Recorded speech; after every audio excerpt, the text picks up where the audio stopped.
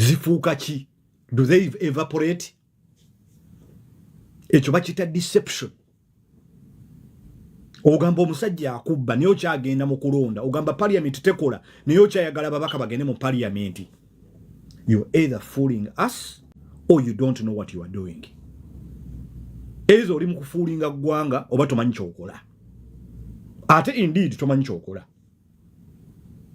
Otuuse mu bantu baguza message oli mu kuwemula Museveni. Otuuse mu bantu baguza message kubanga politics kukwana bukazi. Politics is seduction. Kukwana. It is two opposite sides who are up for one idea. Nga balwanira idea yemu with the same agenda, balwanira agenda yemu. Ona akugamba nze nnyama gy'entunda ya haramu, oli akugamba eri halali. Kati oli alina okuteekawo argument eraga nti nnyama gy'atunda ya ddala ye politics. Politics will never solve our problem. All our problems. Na yera still tetujja kukwata abantu kubateeka mu bifo. Nga abantu abo kubanga Uganda ino obuzibu wa politics wa kadodi. Laba parliament gye tulina ya kadodi leero. Abantu balondanga kinyumo. What have we ended up with? Abantu bagenda mu parliament nga balonda kinyumo. Tuli mukula tuli n'abantu kati basobola ku arguinga. Bato basobola kuteekawo arguments zisobola kuwangula the day. Arguments that can win the day. Kisoro tosobodde kuweza bantu 10 mu district yemu. Mbu you want to compete against President Museveni. A couple of days later you went to Kisoro nga crowd ziraga nenge ezo crowd za bulimba. Those are deceptive crowds. Not everyone that appears on those crowds is actually a voter. Most of them are not even from those areas. Nkugambe buli muntu agendera ku gundi ku motorcade eyo. Buli muntu agendera ku motorcade eyo nga awerekedde omukulu oyo. Bamuli kuwayalenga okubanga yesasulidde costa erimu abantu. Bakansala bateekako costa ku gundi eyo. Kati obatuuka mu kitundu. Aba abantu balera kitundu babagamba bave mu bikosta ne bafuluma ebweru. Kati abantu b'omu kitundu bwe tugenda okulaba mu kamera gwalabe no ku kamera olaba abantu nga bangi. But when it comes down to the gist of the matter, okubala akalulu, abantu abo balagawa. Abantu abo balagawa. That is a question you need to ask yourself. Oyabamwita politics of deception. Politics of deception. Politics owobulimba. Bwe tuba tugenda mu election in less than 2 years. Nga opposition yegamba yamanyi nyo yagala kwandi sitting at the incumbent. Nga balemeddwa okuwangulayo even one by election. What does that say about the current opposition? What does that say about the current opposition? Dero mulumbi kabaka. Dero muli kumpuga. Duli muli kugundi. Temuli muli unguided missiles. Muli unguided. Nkugambe otuba tulina emyaka ebiri nga tugenda mu election. Naye nga mu election eyo gye tugendamu olemeddwa okuba nti owangulayo by election y'emu bweti. Nga wano ku kamera olaga crowds. Naye nga when it comes down to the gist of the matter okubala akalunga bamaze okukakuba nga mu district nga tosobola kubeera nti oweza obululu 10 wagende dokoro tewaweza wadde obululu 5.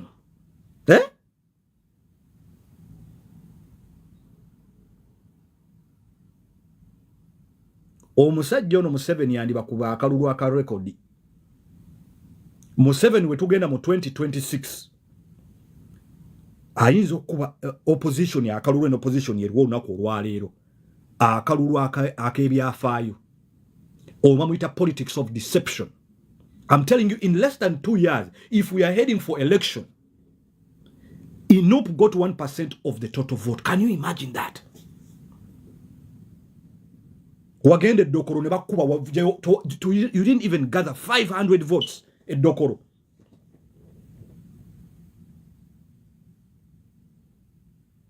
Wagende dokoro wasobola kuwuza budulu 5 wafunye 1% of the vote, being you're the biggest opposition.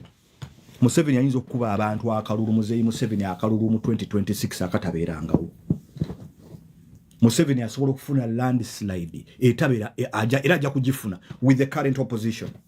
Kati okumanya abavubuka bano bayayi kye baakoze ne bagenda ebuyikwe mu Buganda buyikwe izini Buganda with the same crowds. Kakati ku kamera bagamba abantu bawaga amaanyi ogalaba abantu bonna bavaawa naye abantu balaga ludda wanga akalulu kawedde.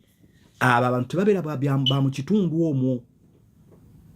Bakansala bonna babagamba omukulu alina gy'agenda ne tukwetaagisa okujja ne costa ey'abantu abo mu kitundu bo buli muntu alina okuleeta costa emu. Kati bakansala 40 buli kansala bwaleeta costa emu buli costa emu ng'etwala abantu 45 baba abantu bameka. Kati batuuka mu kitundu jjukira mu butawuni bwe Uganda butono nga bw'olaba Kisoro katono. Costa ezo nga z'ofuloodinga abantu abo bwe mbuze b'ofuloodinga bambadde red balaga ku kamera ng'abantu abo bangi era the same people bagenda kuki bagenda ku venue bagenda okubeera campaign. Kati kamera drone bwekuba ekifaananyi eti drone eraga nti abantu abatanize up in numbers okujja okulaba omukulu ng'ayogera naye ng'ekituufu kiri nti abantu si ba mu kitundu. Oyo bamuyita politics of deception, politics ow'obulimba. Bwe tuba nga tubuzaayo omwaka gumu ku myaka 2 okugenda mu election nga the current opposition eremeddwa okuwangula by election yemu tesobola wadde okweza 10% of the total vote. Dr. Kiza Besigye, where are you? Dr. Kiza Besigye, where are you? Bakugambye nti obululu emitwalo 908 wawanguddeko obululu 9 mu 3. That is a 1%. Kati kitegeeza, no, that's not 1%. No, actually, it's 1%. Kitegeeza ki? Kitegeeza nti opposition ino okuddayo ku drawing board. Eddemu ekubi, etegereze. This is where people like Dr. Besigye need to come in now. Kubanga kati opposition iri ku diminishing returns. We could end up with a parliament in the next coming sitting. Nga parliament eri bitundu 95 ku 10 nga ya NRM. We could end up with a parliament of 95% sitting nga ya NRM. The question I want to ask you to do, muntu alaba live wenu. Someone is saying, accept me. Kati go Buganda, bino mu bisobole by'okujja ku TikTok. Ojja kunyiga ng'oli mu live. Naye nga nkubuulira mazima. The current opposition telina mulamwa. Telina. As a matter of fact, opposition yene eriwo. It is the weakest opposition Museveni has ever faced in his whole entire presidency. Young, naive, unexperienced, unguided, no discipline, no agenda. Yeah?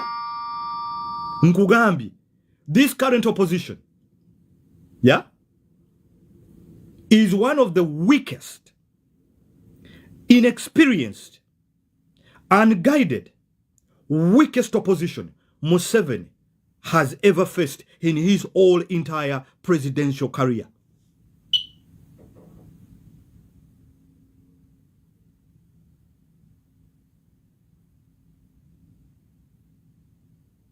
And I'm sure this opposition is fooling the people. Nkugambe, you're either fooling people, you came to weaken the opposition, ebintu bibiri, opposition yene eriwo. And I've said it and I'll say it again. This is an NRM project that was planted in opposition. Okujja okuweakeninga opposition threateninga status quo. Ekyokubiri, bali balina okunoonya opposition nga nafu nga teri disciplined ngeri naive. You are very weak. Today murumbye kabaka nga bwe mbagamba muri unguided. Bwe tubanga opposition yene eriwo has not won any by-election. Ekyo kitegeeza ki? Kitegeeza tuli ku diminishing returns. Abasoma economics mukimanyi. Tetuwongera kuwabala tuwongera kuserebengera. Jukira right now tetuli mu covid nti abantu banyivu. Tuli abantu bakuba akalulu k'obunyivu bali mu covid babasibye. Bali mayumba. Kati abantu bali soba. Abantu balaba. N'ayalonda luli ayalonda zino empuuta zizaake. Olunaku olwalira agamba nedda abantu balina obudde okulaba kubanga bakomparinga compare and contrast. Tuyinza okuwendinga apo nga NRM opposition tuyiraba MP 10 bokka mu parliament eddako. Ojja kunyiiga ng'olaba live eno era ojja kutapinga screen ojja kundaba onyiige. Ogenda okole live owemmule. Wevulungule mu ttaka okuba omulanga nenga wallahi amazima gali nti you are very weak. Opposition is very weak. Very weak. Kugambye ojja kwevulungula mu ttaka owemmule okole buli kintu kyonna oddawo olumbe kabaka. Kabaka, we demand abakabaka. We did this. Mpuuga bamuganye mu America. Ebyo byonna tebirina kyebikwata ku Museveni oba kyebikendeeza ku Museveni. Mpuuga omugano ogenda mu America. It has nothing to do with unseating Museveni. Tekina kyekyongerako. Kitegeeza you are fighting each other. Gwe kyogamba nti mu NRM temuli mu bantu abatawanya Museveni nga Museveni has to keep those people around. Why? Because he understood the task. Okukuuma amaanyi nina ebimu bye nina okwabuzoobinga. Leero muli ku kabaka. Muvudde kabaka enkya muli mu bivvulu. Leero muli mu America muli mu kuzina. Leero simanyi muli mu kusimanyi kugundi mwagenze ku lyato. Leero simanyi muli ku bino. You are unguided. You are taking Ugandans for granted. Even those n'abo abatono ababasupportinga. N'abo abatono ababasupportinga. Opposition, we need to get a serious candidate as opposition. Ate mutyobodde nnyo abantu nti n'abantu abaite bawagira Museveni. Nze Museveni nali simuwa biseera mwami Muzeeyi Museveni. Ne mwatutyoboola nnyo ne Museveni ntandika okumuwa obudde. Natandika okuwa Museveni obudde okuwuliriza. Nti why is it? Nti Museveni kiki nali simwagalako. Mwatutyoboola nnyo, mutyobodde nnyo eddembe ly'abantu n'Obuganda bwabakoowa. Leero muli ku gundi simanyi muli ku mpuuga. Leero musimanyi muli ku Katikkiro simanyi. Katikkiro yinza okugamba nti alina ekifo kya gavumenti kyatuddemu. Alina akaluwaaka. You are unguided, very weak. Politics of deception. Kulimba bulimbi bantu. Numbers abantu bazirabye babakubya even 1%. You do not even get 1%. Mu Kisoro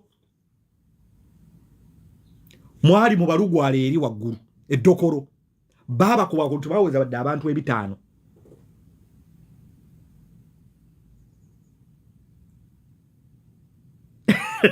Hoima mwatwala crowd muzijjukire manyi banne Uganda mwerabira nnyo. By election ya Hoima ojijjukira. Baba kubako lufutu soje ne bagenda ne bakuba taliko kuba mapeera. Ne bagambe kitulabye eddokoro bwavu buli eno naye abaddokoro batuganye. Hoima.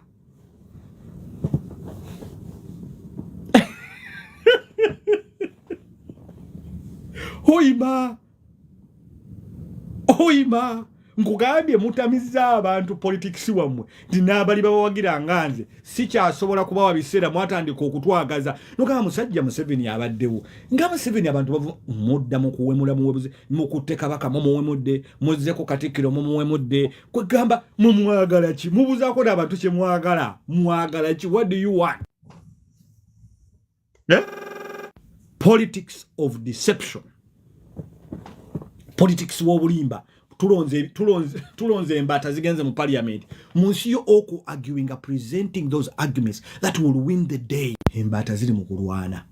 Muli batono, be mwatwalayo abatono tebasobola ate n'obutasobola bwabwe mu nsi y'okulaga discipline bali mu kulwana. Amendments ez'amazze ne ziyita. Kati amendments eziddako zimanyi twazoogeredde emyaka 2 emabega. Omukulu Museveni yandigenda kubanga tagenda mu kalulu. Ne waliwo akabadi ke bagenda okuleeta twakoogera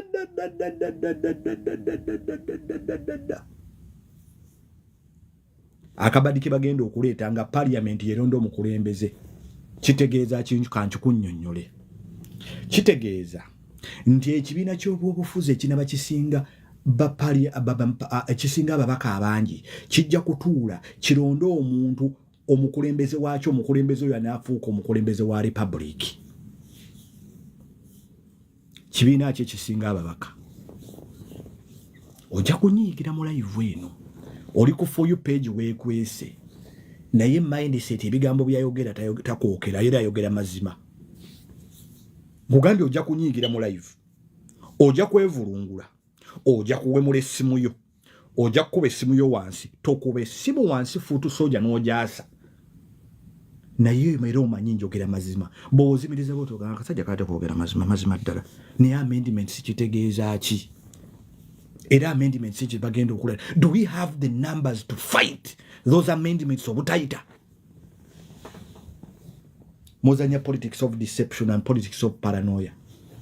Buli muntu yenna Museveni kyabateeka buli muntu atya munne. Lero mulimu kubayimbi mulwanyisa bayimbi, enkya mulwanyisa kabaka, luli mulwanyisa Katikkiro, lero mulwanyisa muzimanyi bazanyi ba filimu, lero muli kuba Nakatemba, lero muli kubazanyi ba mupiira, lero simanyi muli kuba bloga, lero mwagala ki? Politics of deception and paranoia. Politics of deception and paranoia gwe muliko. Bwe tubanga olunaku mumuli baanyi nga by election yonna ebalemi okuwangula temusobodde yadde okufuna obululu 10 nga mwatutte ebimotoka bijjudde abantu abo balazeewa bagenda kugamba babbye obululu buli kaseera mwabba obululu naye ate mugenda ne mwetaba mu masina g'enkima. Omusajja bababba akalulu kiki kutwala okubeera mu kalulu? Parliament tekola yafuuka ekisekererwa ababaka musindikayo baaki.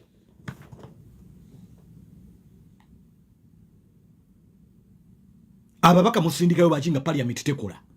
Ojja kubawuli ati parliament ya Museveni egiteeka mu nsawo tekola. Ababaka musindikayo baaki? N'omusaala muguzire. N'omusaala muguzire. Mugamba omusaala seneza kumuliwa musole tukyazeetaaga parliament tujja kugituulamu kuba tekola. Kubanga tekola. Lero bali mukulumba bano Banyarwanda abalo bakundi bano kundi simanyi omuganda simu muna Uganda bulungi nnyo mumwagala ki? What do you want? Nkugambye mwatamya abantu politics. Waliwo ba silent majority bangi nnyo abantu basirise. Kati nganze sesina kibiina kyempagira. Naye Museveni natandika omuwa obudde. Kubanga kisinga okunsumbwa mu mutwe gwange. Omusajja ono omu yateekawo system ekutta eggwanga okumala emyaka 40 akikola atya? Temulina budde bulowooza. Politics yetaaga okulowooza. Ojja kubalengera bali mu bivulu bali mu kupromotinga bivulu bya Kabako. Ndi abantu ba struggle bonna tubakunga mugende mu kakati Kabako wakola ekivulu. Naye you are very unserious. Muli very unserious. Perception. See politics of perception. Politics of deception. Obulimba.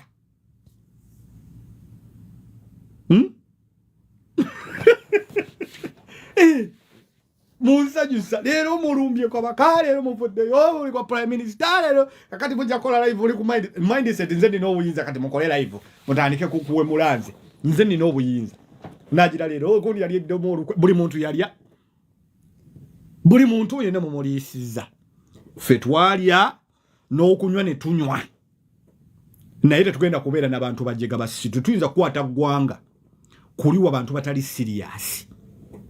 Kuliwa abantu bavoola bwa kabaka. Kuliwa abantu bavodde business z'abantu.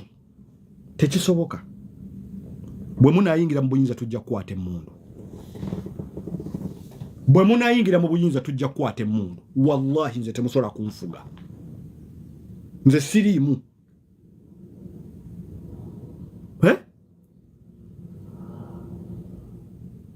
ebyekisolo bino nkugambye Museveni agenda kuba abana abayaga akalulu akajja mu 2026 bagenda bakuba akalulu tekabangawo mu byafaayo bya Uganda kati bagenda kola live babero okwo neberimba ne muddomo ne mwerimba onayogera bino Museveni nani ekizibu kya Uganda ayogera n'ekizibu kya Uganda tayina yadde qualification yadde certificate yetunga ekyalaani bamugamba yambala kondomu ne mukuzaala abaana bangi batasobola kulabirira buli muwala gwasanga envaazi gwamu nga tayambadde ngatto buli nva aba akyagire bwaki mu struggle muzaaliddemu abaana babeera okwo ne batuuyana oyinza okusanga ng'oyinza okuza yogera byamagezi bali mu byakisiru oyinza okuza gavumenti bw'obeera ku gundi ku internet gavumenti egenda kugwa oyinza okuza gavumenti egenda kuwa ng'oli ku internet oyinza okuza TikTok kizimbe kya TikTok kigenda kwenyenya bweti kimale kigweri abantu boogera ebigambo ebikankana olinga bune Museveni tebumukwatako nja kumutuga lumbu yeebadde kuno ng'atugamba ebyekisolo Museveni yatidde nnyo bwe yagenze n'aba crowd eyanga ziri mu kisolo mu kitundu kyasinga okubeeramu akalulu crowd tazirabangako abantu b'ekisolo bamukoowa baalaze luddawa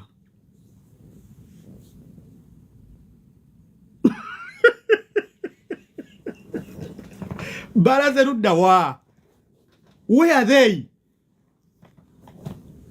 omukulu olwategedde nadduka ebuyugwe mu Buganda ne batwala ebimoroka byabwe n'agenda kati musi okwogera ebyamagezi olinda n'owo omukulu chance okwogera ebyamagezi nga bibula kati yaguddewo muze gwakuwe mulambo mbo Museveni agenda ali maama we kakati ebyo byongerako kikugwanga kitegeeza nti n'abalimu ku magezi abakuliko okumpi ne wankubadde baggwanga lyo bongera kusembera bagamba ati yono omukulu gwe twagala okubeera president yono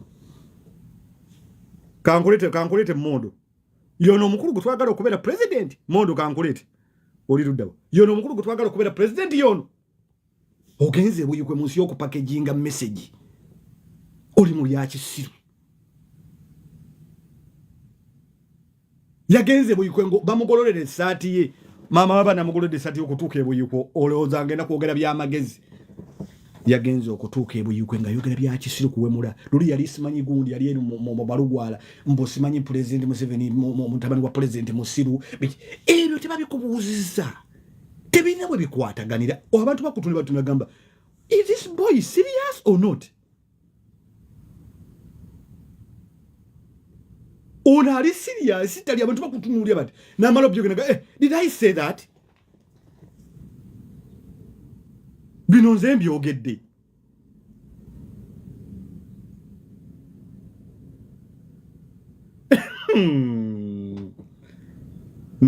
ne wankubadde ndi Muganda ne wankubadde ndi ki naawagira omulugwala ategeera akyatwala bannange nedda mondo wereza request wereza request ne wankubadde kiki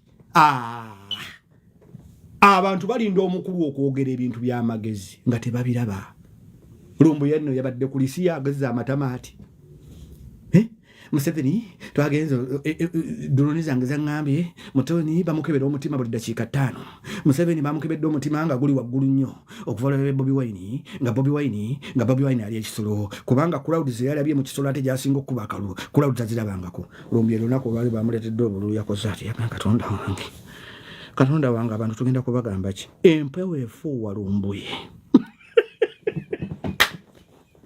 empewo efuuwa lumbuye baleetedde akalulu kaganye okuwera 10 lumbuye where the crowds where the votes obululu buli luddawa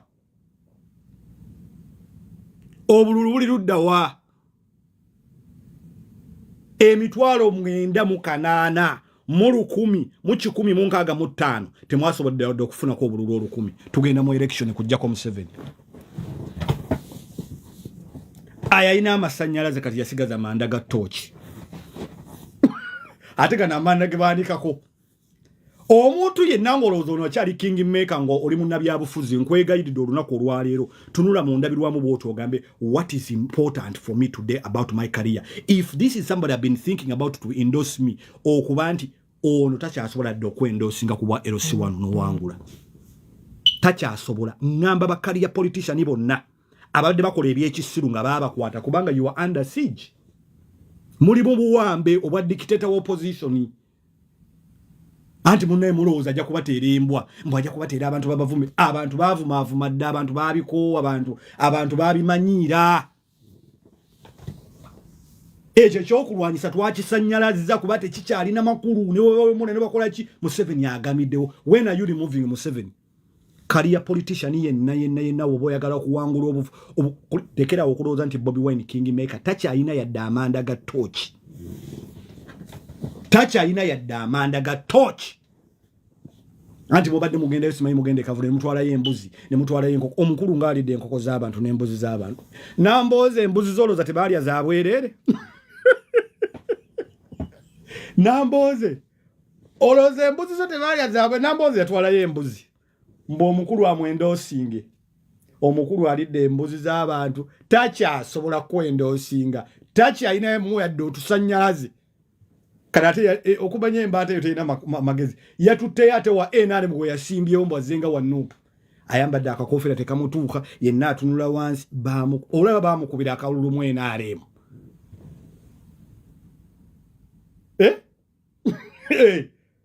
olaba bamukubira akalulu mu enale onyiga nnyo foot soldier nenga byenjogera nze nali sky soldier nga ndi wa mu bwengula natuuka nembuuka nabala nti nenga bado tebalina kiddako. Natuuka n'enkuba torch n'engamba omukulu alimba waliwo ebitagatta n'engamba kano ka project ka Museveni kano nina okukabuukamu ako ka project ka Museveni nope. Kizza Besigye weeyaayo jangu otutaase kubanga omusajja gwe wali omusobola nebata nkogamba Kizza Besigye simanyi yali akolagana ne Museveni ng'awaayo akalulu Museveni n'akawuuta buva. Mwe mwatunze Katunde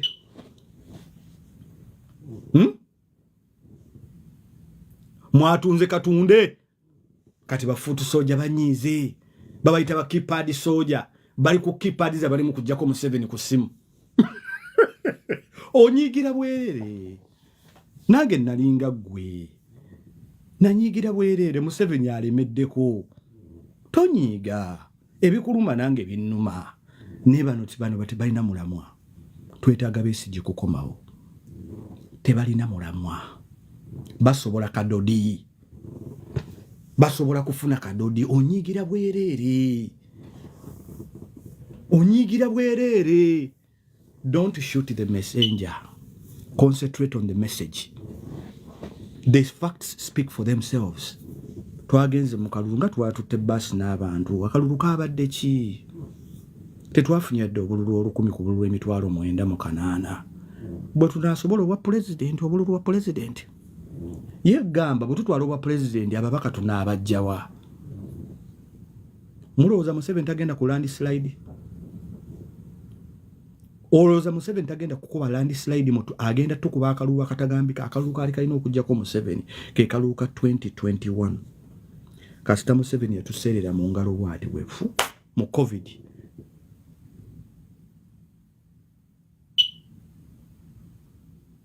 kati ate naye akooye kati akabadi ke yateze yagambye parliament eronda omukulembeze w'eggwanga baleta King Sahambo mu pali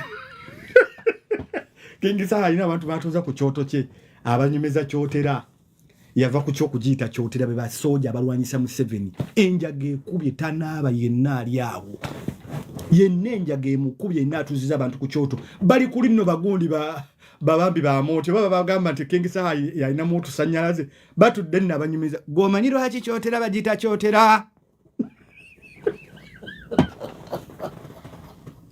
Allahu akbar kabira. King Saha tuziza abantu ku kyoto ennakawuka. Bamutunulidde basajja batu ba monti baba gambo bagondi yaliko tusanyalaze King Saha.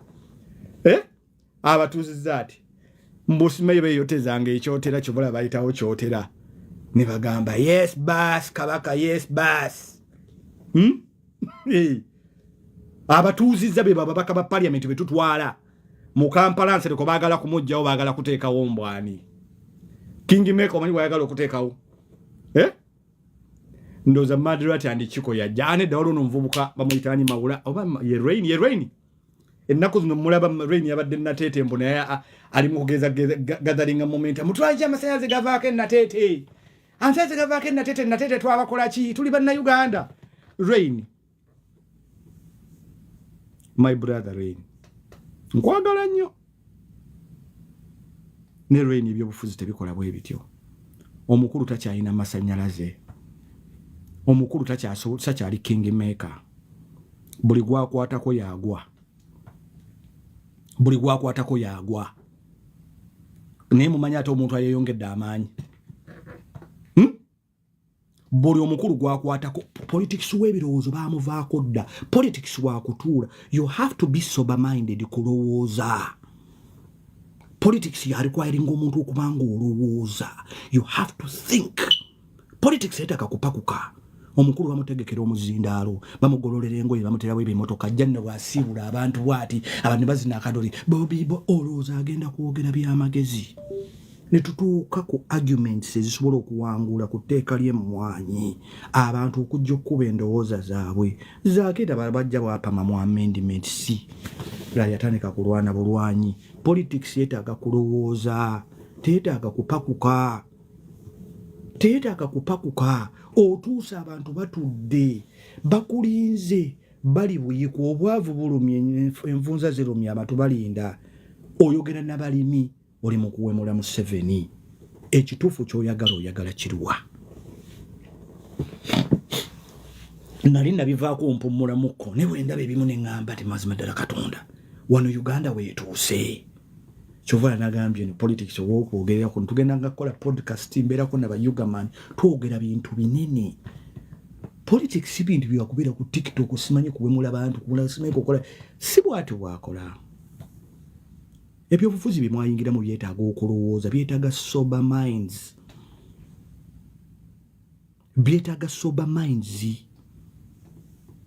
byetaaga okutuula wansi ng'osobola kubanga nagambye tosobola kukwana mukazi n'akwagala ng'omutiisatiisa n'abantu abalibwa kwagala mu mubatamize ekintu politics is what kusendasenda abantu bakwagale kukwana bantu ng'obakwanisa birowoozo kubanga bannabyabufuzi bonna munnabyabufuzi tena kyagenda kukola munnabyabufuzi ateekawo buteesi kye bayita policies ezikuyambako mu kikyokola oba mu kikyogezaako okugoba gavumenti ne bwekyuka nga tolina sikiro mu kintu kyonna ne baleeta gavumenti endala era ojja kusigala kyekimu naye gavumenti ereeta policies eziyamba ku ekyo kyogezaako okugoba oba kyogezaako okufuna bano bali zero policing balina zero policy ku everything bit farming education health they have zero policies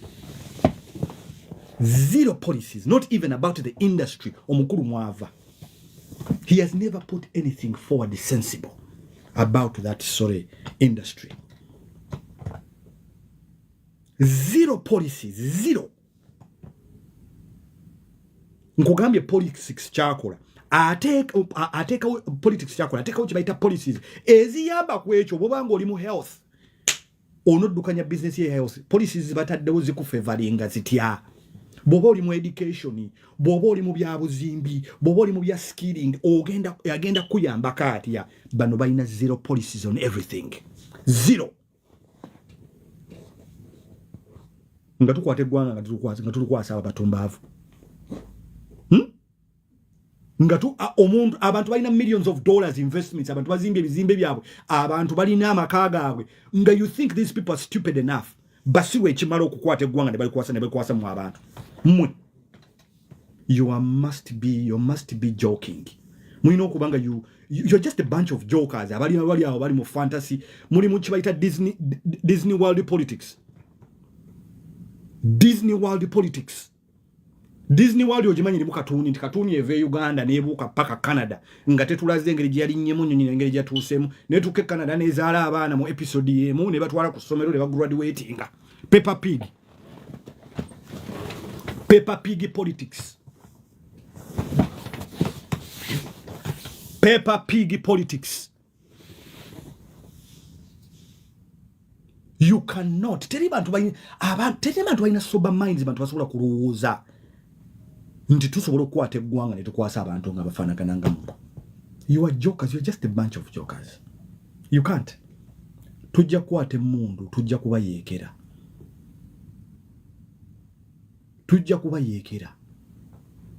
Nze Nuupu tasobola kunfuga nti ndi wansi wa bukulembere bwa Nuupu nedda.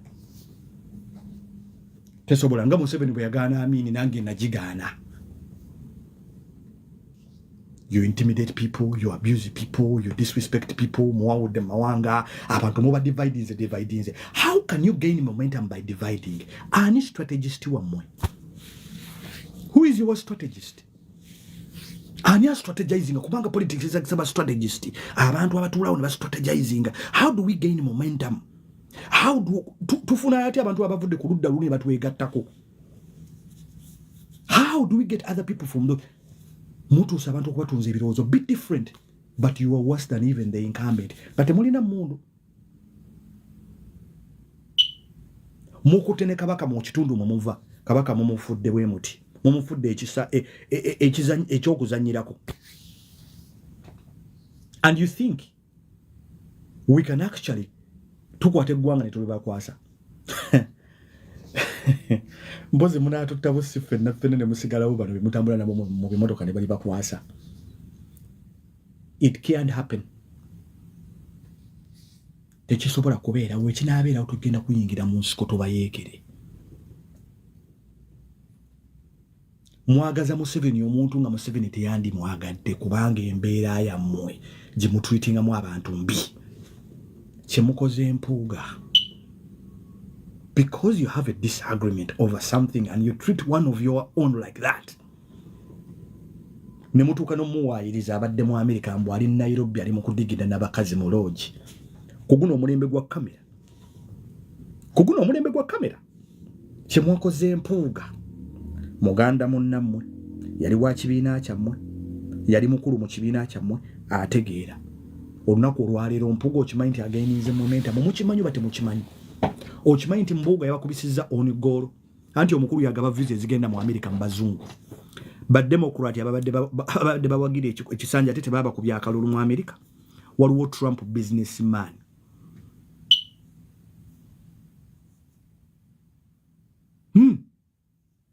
Muzze ku kabaka mumufudde ekitagasa. Tewalina by election yona gye mwawangudde. By elections zonna babakubye akalulu. Tubadde Kisoro yesterday we were in twagende guni tulaba akadudi nga abantu bazina Bobi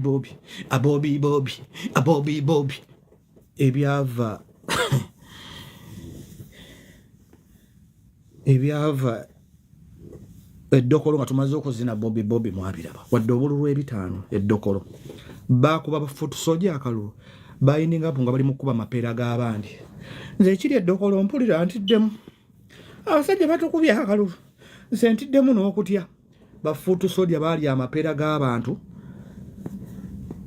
ne tuvaawo ne tugenda mu Banyolo abantu ne bazina akadodi Bobi bana ne bavudde Kampala mu bimotoka byabwe Bobi kibamuko akalulu ke bamukubira mu Banyolo. Bobi ono aliwo singa asanga Bobi Wine oli yawangulanga buli by election ayawatawanyanga eggwanga adduka.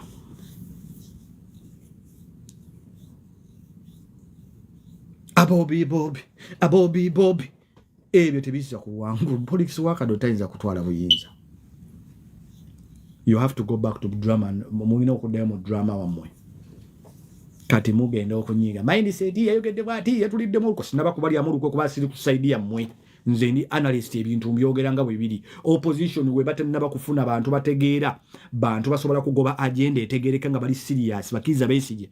Opposition bagenda jikuba landslide njogeredde wa today is the 15th of November. Museveni agenda kufuna landslide opposition wetakyusaamu. He's going to have a landslide mu parliament agenda kubanga agirimu 98%. Basically one party is in parliament. Kubanga you had over 40 members of parliament. Olunaku olwaleero you don't even have 15 loyal members of parliament. Loyal abalina party loyalty. Tobalina. So I will give you probably 10 MPs, the most you will get. Mostly Mpinga Kumi. Today is the 15th, mark my words. Museveni with the current opposition is going to have a landslide. A landslide.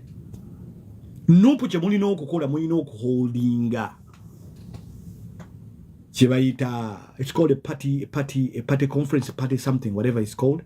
Party meeting or strategizing or kulonda abantu abagendo jichikira. Bobi, his position has become untenable. His position has become untenable. His position with the current one you have now, populism is not going to get the party anywhere. You might be unpopular because people like music, but this is not about the music. Yeah, this time around we have no opposition. Absolutely. I agree with you 100%. Party ino kuddamu etuule. Ekwate manager a manager abadaddukanya company business. Bamugambe manager to performing bulungi. Tutidde mukko tugenda mu kalulu. Your position has become untenable. Your position has become untenable.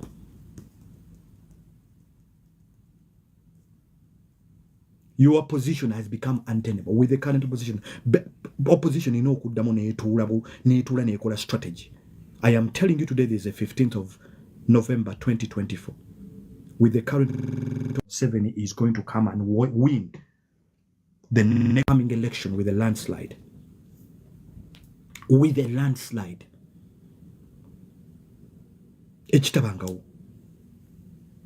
We could end up with a parliament of 98% of NRM. 98%.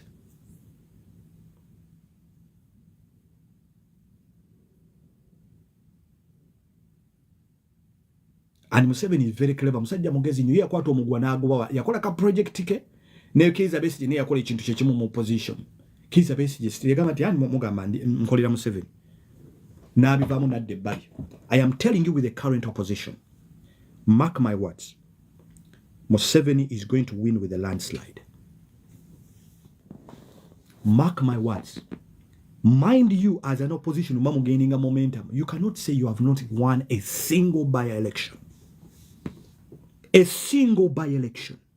Even in Kisoro, you did not even gather 1,000 votes, which is 1% of the vote. Mark my words. Don't shoot the messenger. Concentrate on the message. Politics requires sober minds, requires abantu abatula wansi ne balowooza. How do I seduce? How do I sell my idea? How do I package?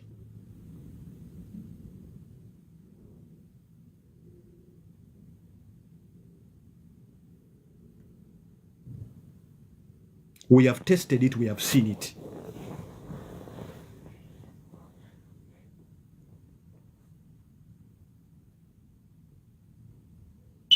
Yeta gokuruza. Museveni is not winning by mistake. Imagine he's in power. At his age, he's still driving all that long journey to go to Kisoro to talk to the people who even support him overwhelmingly. But he still has to go and talk to them. He could simply sit in his house and say, we are going to rig that vote automatically. But no, he has to turn up. He has to speak to them. As much as they support him. That is his stronghold. But he has to turn up and speak substance. He could arrogantly not turn up and say, I'm going to win anyway. So what's the point of going and talking to them and selling them substance? But he has to turn up. What does that tell you about him? He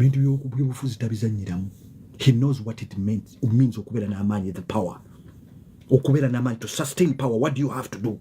And that is what opposition has to do. That is what opposition has to do. Ebintu mubizanira muteka mukuzina kadodi maja Bobi no. A farmer who has his plants, ebimera bye ayagala kugenda kubitunda, his crops, he wants to have a road. Ayagala akatale kagenda okutunda ebintu bye. Alina omuntu asobola okuteekawo emiwendo, asobola okuteekawo environment nga asobola okufuna mu bimera bye. Because remember, most of these people are farmers, they are peasants, they live in the villages. They don't care about technology. They don't care about, all they want is a road to take them to their plantations. They all know Museveni has overstayed. But a message you know concentrating kuba farmer. The argument should be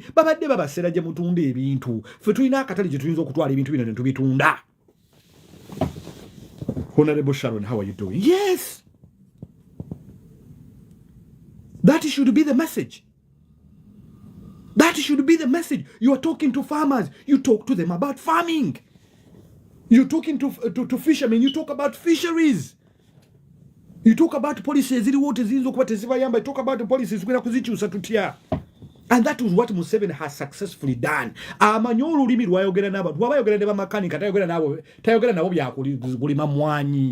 He knows what how he needs to package the message. He's not there by mistake. I might not support him, but he's very clever.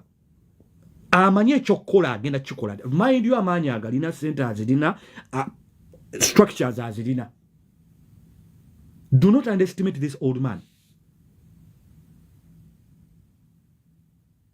But he still turns up on the job every day at the same time at 5 o'clock in the morning, sober-minded.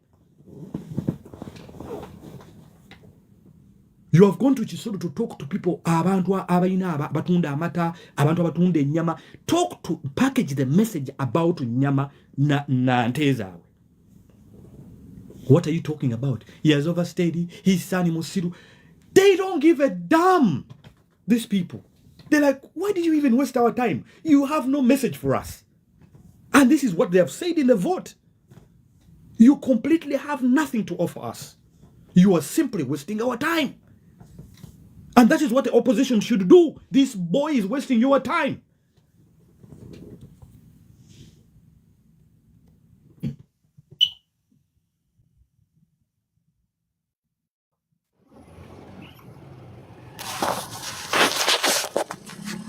Yes, Nixon. Yes, one mindset. What do you just say? Yeni mzee aliyotiyasa. Yes, Obulambo gamba ki? Obulambo bulungi sebo. Babale kusomesa abaana abaana banuupa. You see the challenge we have, eh? Bana abantu banuupa babeera ku social media and internet, but they forget how many people in Kisoro use the internet. Oba kitegeera? Kakati nze ekisooka Lubongoya mwennyini ategeera olulimi. Yandibadde akampinga mu Kisoro nga tavaayo. Naye kakati yalekeredde banne ye n'agenda e Buyikwe. Kakati bali nga tebalina command. Kakati ogamba otya nti baakubbye nga toliyo. Seriously.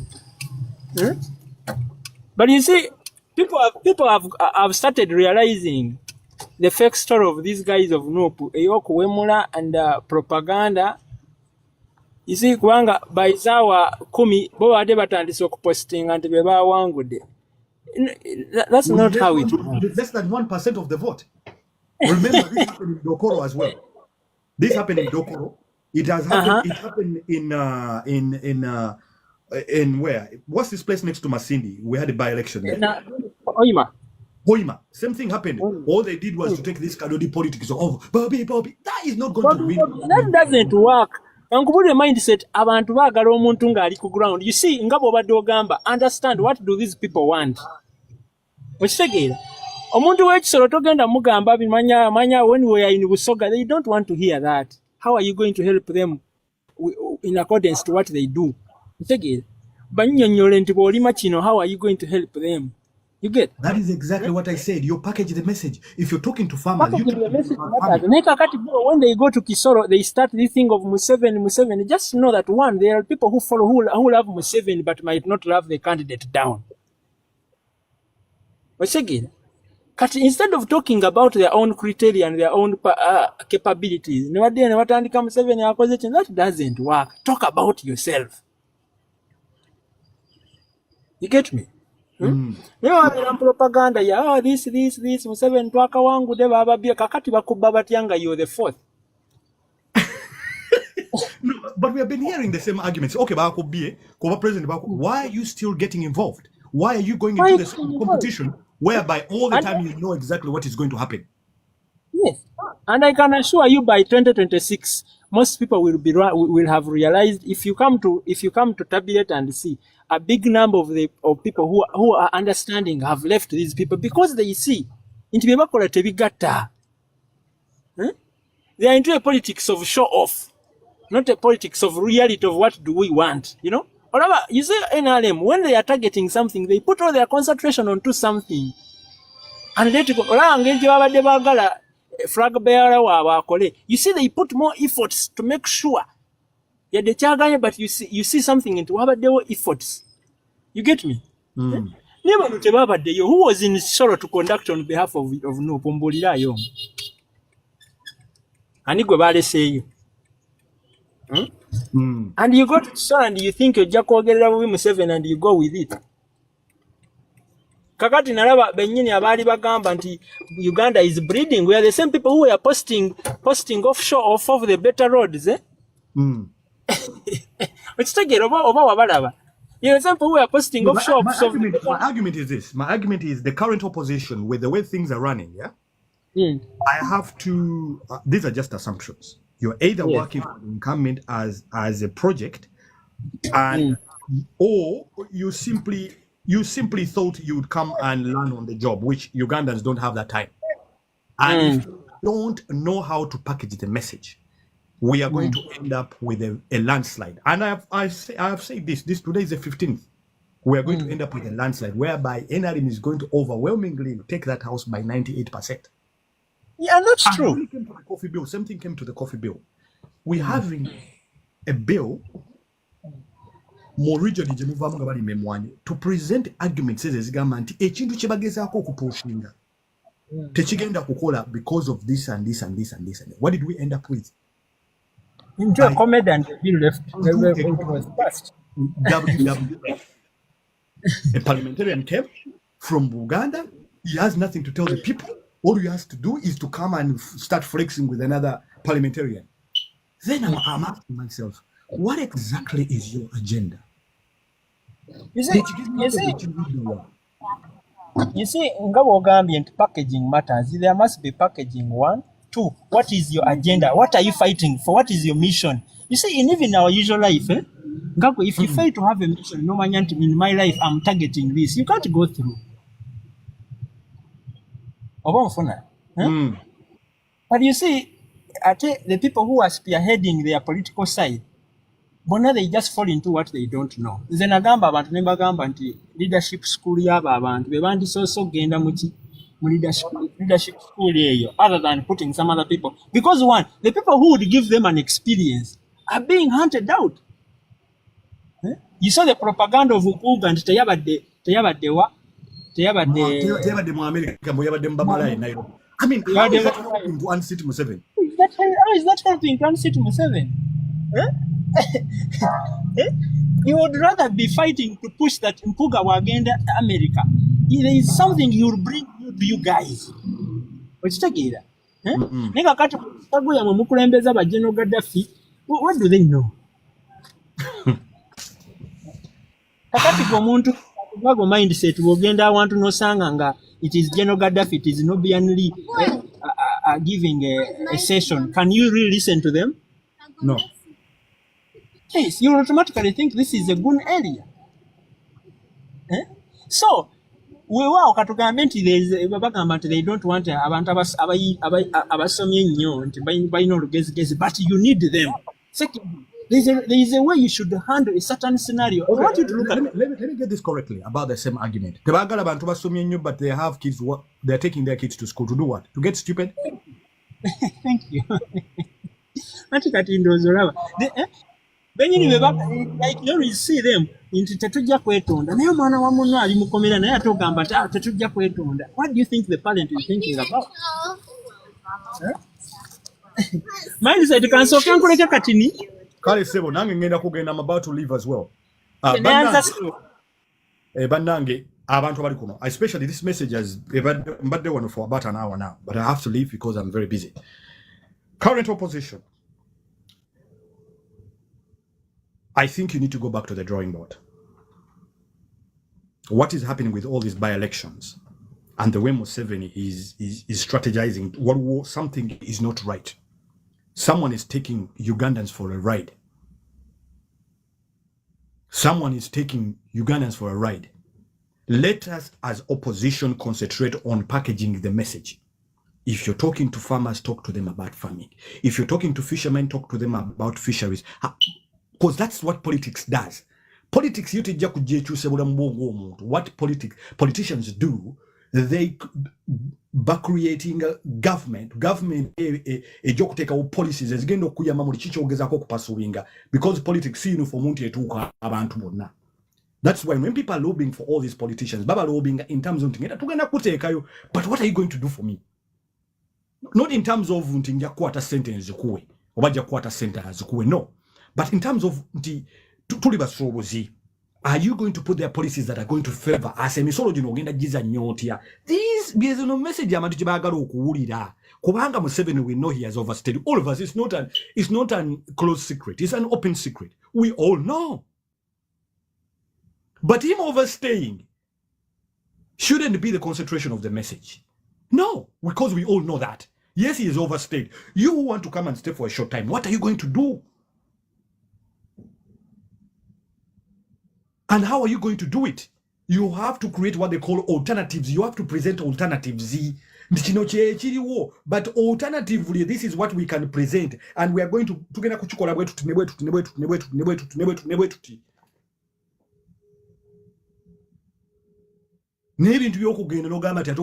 people waiting and sitting and waiting for you to deliver a message. Oh God.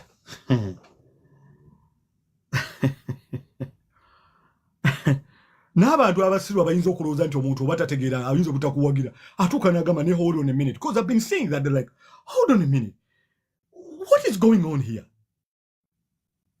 Abantu batudde balinda delivering a message, present alternatives. Oh, Museveni has overstayed, mutabani we all bloody know that. Fenna tukimanyi. But what are you going to do? Opposition. This is a sounding warning to you. This boy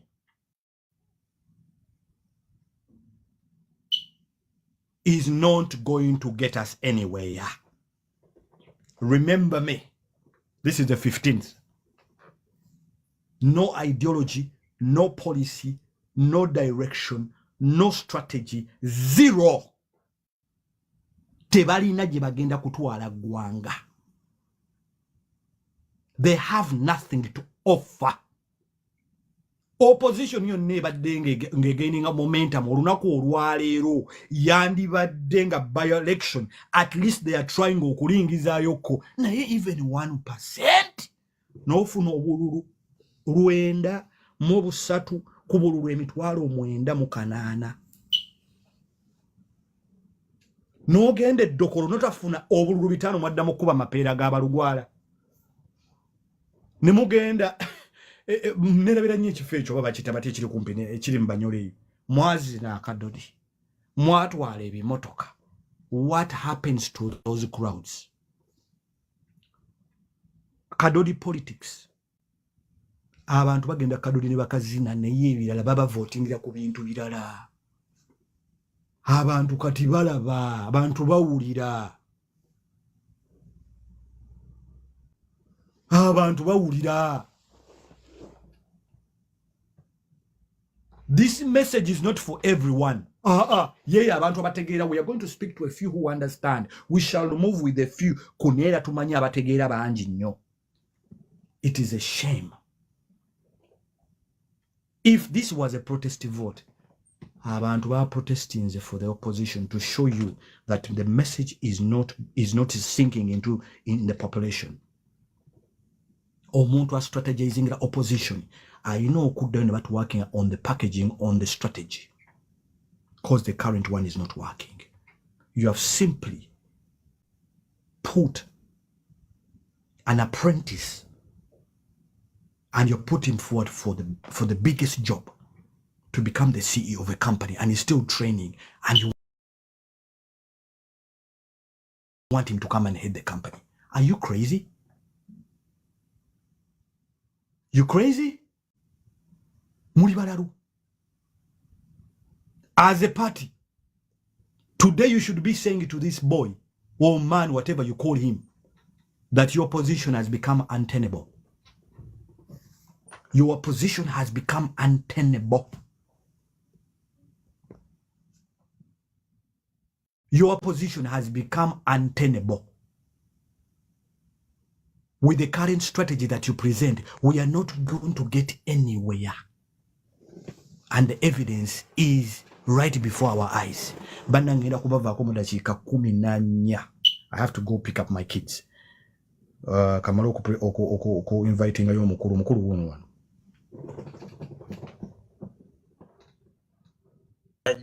Analyzing ekintu kya mwaka. Assalamu alaikum. Wa alaikum assalam wa rahmatullah.